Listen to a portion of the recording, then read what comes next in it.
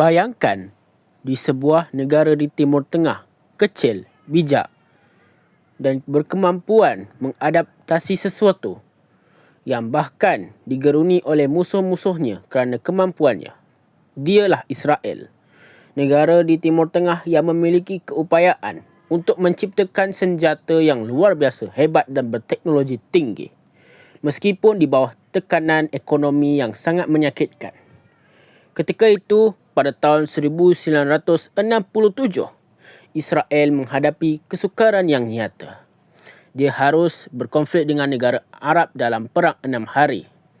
Ketika itu, Perancis selaku pencipta jet pejuang Mirage 5 yang telah dipesan Israel dibatalkan rancangan untuk menghantar. Alasannya adalah kerana politik. Entah apa yang disembunyikan oleh Perancis sehingga pesanan jet pejuang Mirage 5 dibatalkan terus. Namun, bukannya menyerah, Israel menggunakan cara licik dan pintas. Dia menggunakan agensi perisikan terunggulnya, Mossad, untuk mencari dan mencuri cetak biru jet pejuang Mirage 5 milik Perancis. Akhirnya setelah berjaya mendapatkannya, dia mengubah suai mengikut keperluan mereka.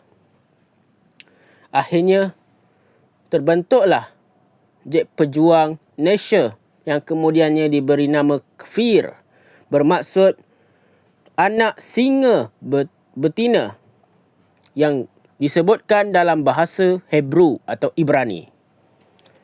Jet pejuang ini merupakan salah satu jet pejuang kebanggaan Israel yang pernah diciptakan, berkemampuan membawa peluru berpandu pintar, bom dan mesin gun.